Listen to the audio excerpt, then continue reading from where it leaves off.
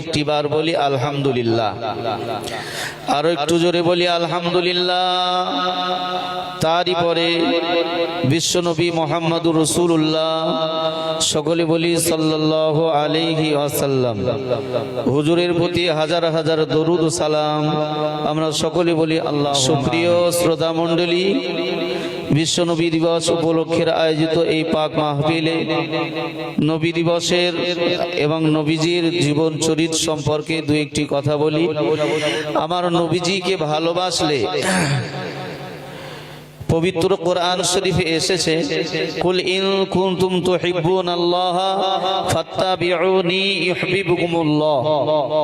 হে জগৎবাসীরা, তোমরা যদি আমি আল্লাহ আমাকে ভালোবাসতে চাও, আমাকে পেতে চাও, তবে আমি আমার রসুলকে, আগে আমার রসুলকে, আমার হাবিবকে অনুসরণ করো, অনুকরণ করো, ভালোবাসো, মহাব্বত করো, হাবিবের রেখে যাওয়া তরিকা, মত ও পথের উপরে চলো।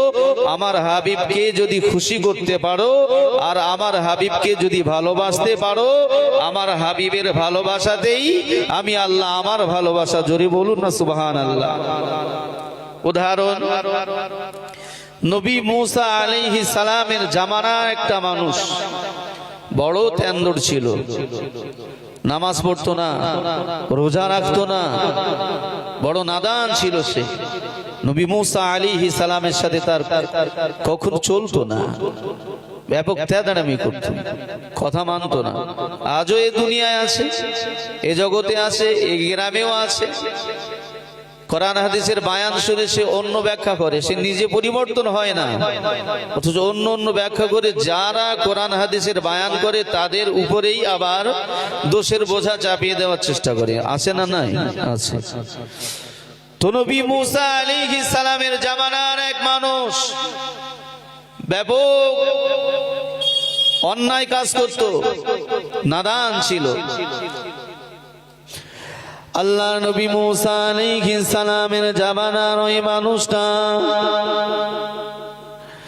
সারা জীবনে নামাজ পড়েনি, সারা জীবনে রোজা রাখেনি বাবা, সারা জীবনে ভালো কোনো কাজ করেনি। ওই মানুষটা নবী মুসা আলাইহিস সালামের কোনো কথা মানতো না। ওই মানুষটা এক তারিখে মারা গেল। মারা যাওয়ার পরে আল্লাহর নবী মুসা আলাইহিস সালাম তিনি তার উম্মতদেরকে বললেন, ও আমার উম্মতেরা, আমার ওই অবাধ্য উম্মতটাকে জানাজা পড়িও না, গোসল দিও না, আমার ওই উম্মতটাকে কবর দিও না, আমার ওই অবাধ্য উম্মতটাকে পাহাড়ের পদদেশে ফেলে দিয়ে আসো। কেননা ও সারা জীবন আমার কোনো কথা মানেনি, সারা জীবন আমার কোনো কথা শোনেনি, ও কোনো ইবাদত তেলাওয়াত করেনি। ও আমার উম্মতেরা, আমার ওই উম্মতটাকে নিয়ে পাহাড়ের পদদেশে ফেলে দিয়ে আসো। আল্লাহ নবী মুসা আলাইহিস সালামের উম্মতেরা ওই বান্দাটার, ওই উম্মতটাকে নিয়ে পাহাড়ের পদদেশে ফেলে দিয়ে আসলে ওই রাত্রে আমার আল্লাহ পাক জানালেন, ও আমার মুসা কালিমুল্লাহ, আমার যে বান্দাটাকে মারা যাওয়ার পরে গোসল দেওয়া হলো না, জানাজা পড়া হলো না, খবর দেওয়া হলো না, আমার বান্দাটাকে ফেলে দিয়ে আসা হলো, আমি আল্লাহ ওই কাজে সন্তুষ্ট নয়।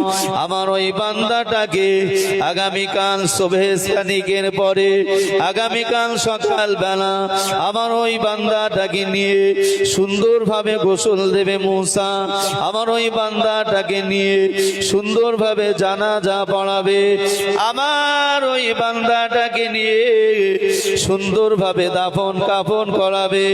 আল্লাহ নবী মুসা আলাইহিস সালাম রাত পোহানোর পরে সুবহে সাদিক হয়ে গেল, সকাল হয়ে গেল।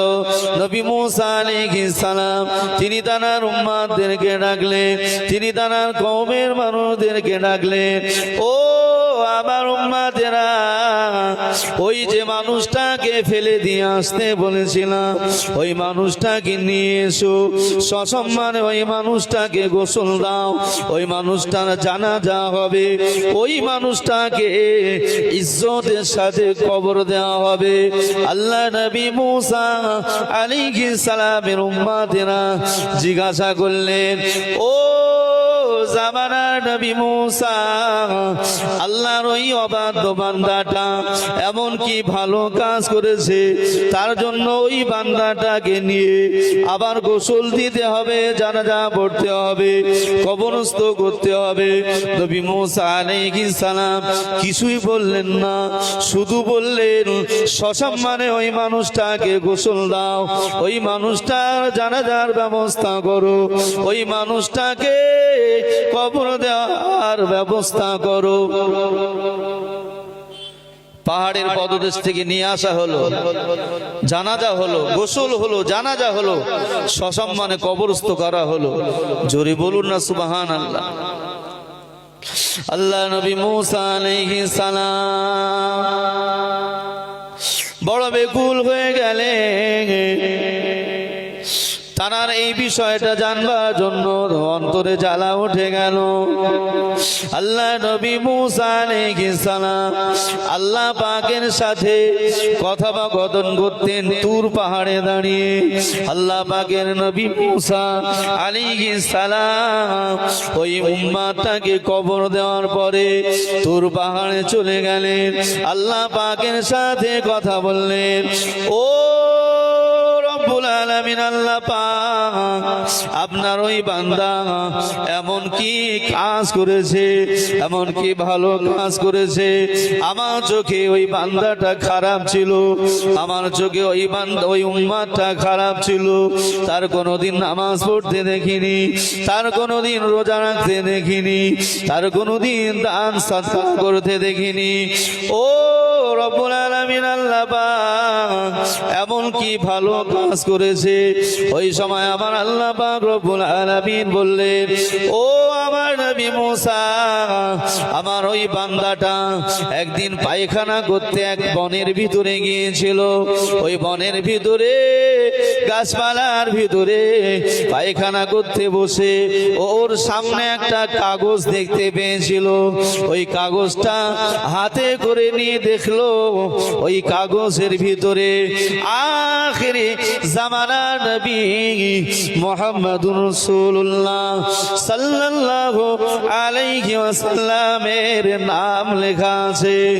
ও আমার নবী মুসা, ওই লোকটা ওই কাগজটাকে নিয়ে ওই নামটা দেখে বারবার বারবার আমার নবীজির নাম দেখে একবার চুমা খায়, একবার বুকে ঠেকায়, আমার নবীজির মহাব্বত দেখাতে যে ওই কাগজটা নিয়ে একবার মাথায় ঠেকায়, ওই কাগজটা নিয়ে চুমা খায়, ওই কাগজটা নিয়ে চোখে বোলায়। ও নবী মুসা, তোমার চোখে ওই মানুষটা নামাজ পড়তো না, রোজা রাখতো না, খারাপ কাজ করতো, কিন্তু আমি আল্লাহ তাআলা আমার চোখে ওই মানুষটা সর্বোত্তম। কারণ হলো আমার নবী আখিরি জামানার নবী মুহাম্মদুর রাসূলুল্লাহ সাল্লাল্লাহু আলাইহি ওয়াসাল্লামের নামের কাগজটা নিয়ে মহব্বত দেখানোর কারণে, ভালোবাসার কারণে আমার নবীজির খাতিরে ওই মানুষের জীবনের গুনাহ মাফ করে দিয়েছি। জোরে বলুন সুবহানাল্লাহ, আরো জোরে বলুন সুবহানাল্লাহ। আমার নবীজির নাম লেখা ছিল এক কাগজ, সেই কাগজটাও পায়খানা করতে করতে দেখতে পেয়েছিল যে মুহাম্মদুর রাসূলুল্লাহ এক কাগজে লেখা। ওই কাগজটা নিয়ে ও একবার চুমা খায়, একবার চোখে লাগায়, একবার মাথায় রাখে, একবার বুকে ঠেকায়। আমি আল্লাহ আমার হাবিবের মহব্বত করার কারণে আমি ওর জীবনের সমস্ত গুনাহ মাফ করে দিয়েছিলাম। জোরে বলুন না সুবহানাল্লাহ। এই বাবু, আমার নবীজির উম্মাহ, আমার মুসা আলাইহিস সালামের উম্মাত যদি মূসা আলাইহিস সালামের জামানার উম্মাত যদি আমার নবীজির নামের মহাব্বতে চুমা খেয়ে তার জীবনের গুনাহ মাফ চেয়ে নিতে পারে আল্লাহর কাছ থেকে, আর আমরা সেই নবীর উম্মাত হয়ে আমরা কি পারি না সেই নবীর ভক্তি ভালোবাসা মহাব্বত অন্তরে নিয়ে আমরা আমাদের জীবনটা ধন্য করতে? অবশ্যই পারি। প্রয়োজন হলো নবীর মহাব্বত, নবীর ভালোবাসা অন্তরে রাখা, নবীর তরিকা অনুযায়ী চলা, নবীর মহাব্বত হৃদয়ে গাথা, তবেই তো আমরা নাজাত পেয়ে যাব। জোরে বলুন না সুবহানাল্লাহ। আল্লাহ আমাদের আমার নবীর তরিকা অনুযায়ী চলার মতো তৌফিক দিন। সকলে বলুন আল্লাহুম্মা আমিন।